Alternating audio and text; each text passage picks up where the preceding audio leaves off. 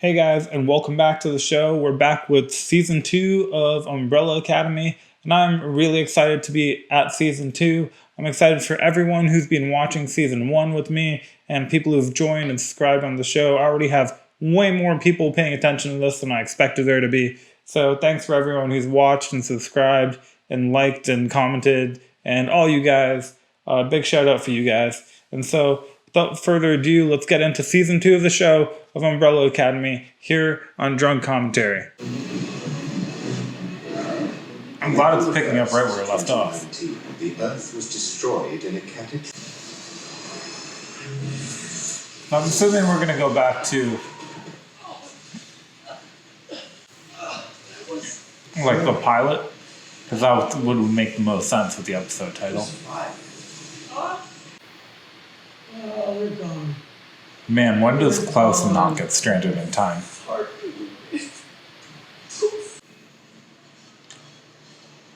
I take it he went a little bit too far back.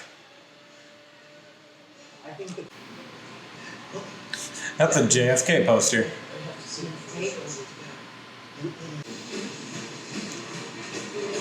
Oh wow, it's gonna throw them out across a bunch of different time periods. The appropriate question is when. Over the last few months, I've implemented a safeguard in case of a catastrophe. A high burst of temporal energy has scattered our team throughout history. I knew you never liked me. I didn't guess that when they had that in the episode title, that meant that they were going to reference that song. Ooh, whites only.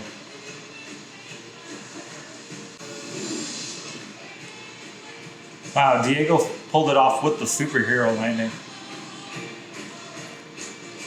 Woo! Superhero landing! Yeah, that's really hard on your knees.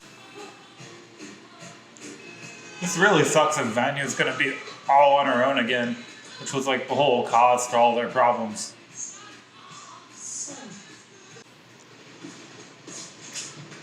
It's just like traveling using port keys in Harry Potter, where if you let go earlier, you fall off early.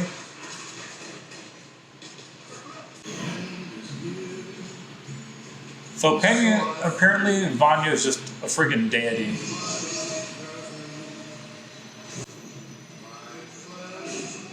Holy crap, is Klaus's power insane.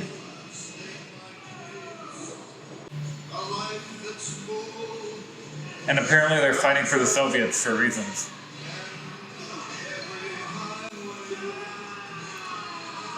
I really love the fact that because of Klaus's power, Ben is like, can use his powers again.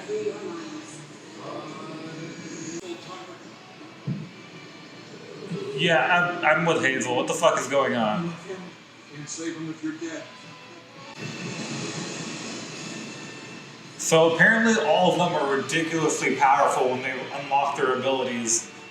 And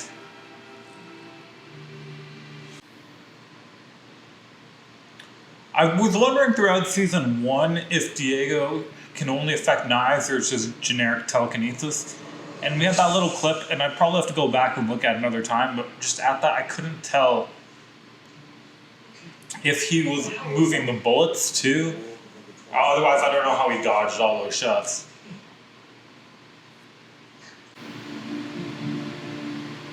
Is that Quicksilver? No, it's not.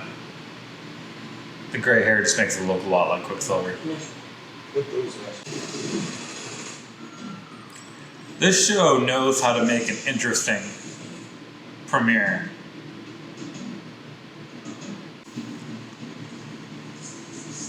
I feel like these are like the new time cops, but they're just all have gray hair because that's in time cop fashion.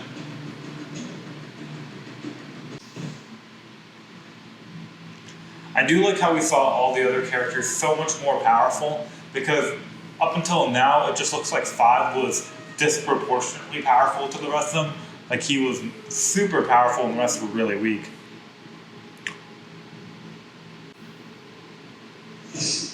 Oh, and Vanya, I guess, had huge powers at the end, but she couldn't control it, so it's like barely counts.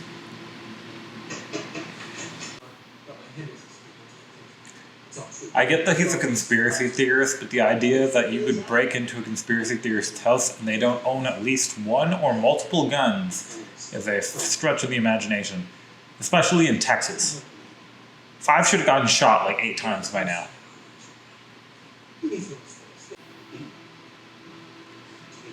I think it's funny because if he's going to try to find all 5 of them,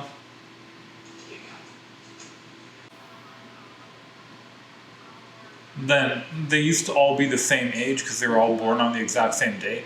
But they're actually going to be years apart now. Hey, they might actually get to have some birthdays. I could never tell if I liked their father because I get what he was trying to do. So dispassionate though. Not a fan. Why don't you tell that to Luke Skywalker? Nothing like making Star Wars references in the 1960s. 13 years before the movie would have come out. I forget what year it is. A week from today. Is Diego trying to stop the Kennedy assassination? Yeah. Man, he's still gonna get blamed for shooting Kennedy because he keeps talking about it before it happens. Can you come up with any other story? What happened with the Jellos? What happened with the Jellos? You feel like I understand why his stories sound insane, so they might think he's crazy. But wouldn't they be more suspicious of why this guy doesn't seem to have any form of identification? And if he would, his identification would be from years in the future. You know, I think I've compared the Umbrella Academy to Heroes before. This is definitely exactly what happens to Mohinder Suresh in season 4 with Hiro Nakamura. Had them time travel that throws him into an institution. Talk about not explaining things. How come Vanya hasn't blown up the world in the last year? Also, we know that the moon is coming down to collapse onto Earth in the modern day, and I really hope they get out of the past. I don't even know if they can get out of the past, but time travel is established. So I hope they do, because I really want that plotline to be resolved. I won't be happy if this entire season is about that intro scene at the beginning of this episode, and it's just about stopping the Soviets, because we still haven't solved last season's problem. I'm also really happy that, based off of the opening scene, it's clear that Allison gets her voice back. So I was kind of worried that when Vanya slit her throat, she would have just permanently gotten rid of Allison's power and she would never be able to speak again. Also, I gathered from the opening that Hazel and Cha-Cha aren't going to be in the season, which is kind of sad. They were great characters in last season.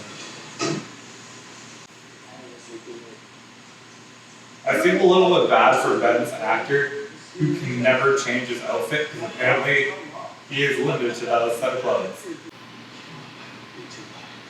This is the most social poker players have ever been. Poker players don't invite randoms into their games. I wonder if the reason why they took this season in Texas because one of their characters is gay and one's black. And they were like, they can really play into 1960s racism and homophobia. He's got nothing. Now. So, and then go fight your own battles. One, paragraph 5. I mean, it's gotta be Allison. On 2. When asked I hate Bang so much. I feel like Zoe Deschanel pulls them off, and she's like the only one.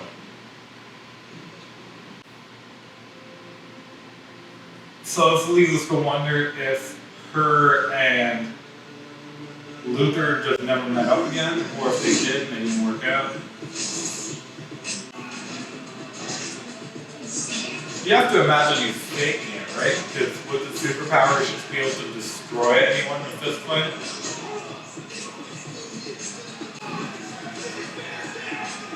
Like maybe he's taking falls for the money because everyone will bet on him because he's huge.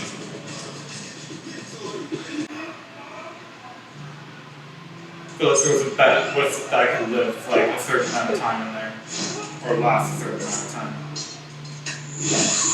Oh!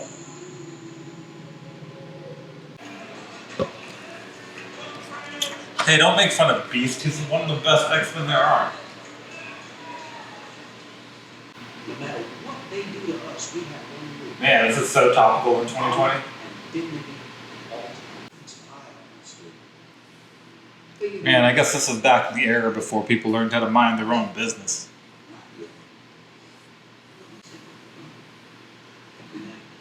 Like, it's one thing to be racist and be not enjoying the fact that there are a bunch of black people gathered, but it's another thing to go out of your way to bring it up to them.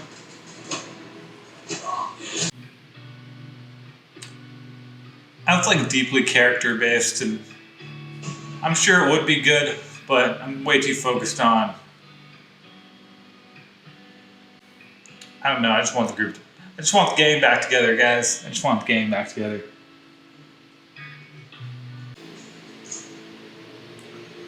Whoa, Milkman was relevant.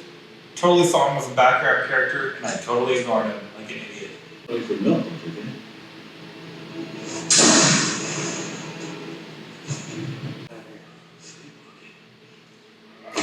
I am sleepwalking. Smart ass. Okay, how did she get out of her cell though? And she totally doesn't want out. She wants in and out and in and out.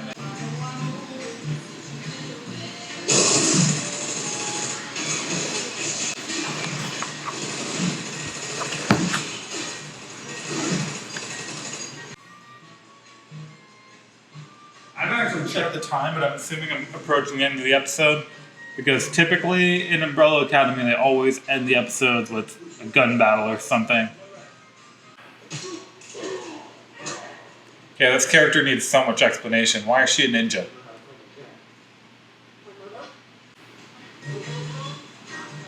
I don't like that explanation. I need more details.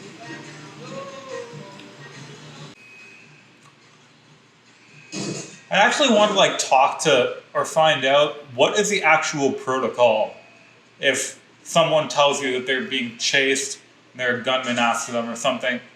Because I understand how a cop can't just take someone's word for that, but they also kind of have to take their word for it.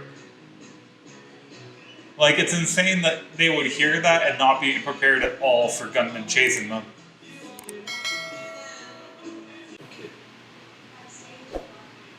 Oh, it's gonna be 5, isn't it?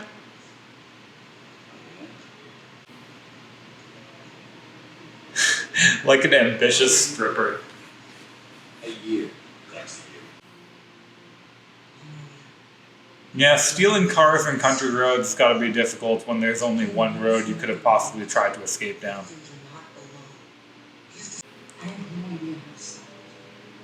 I feel like that's a bit dramatic. Like, Dallas ends in 10 days. Maybe more cities in the US, but not the world.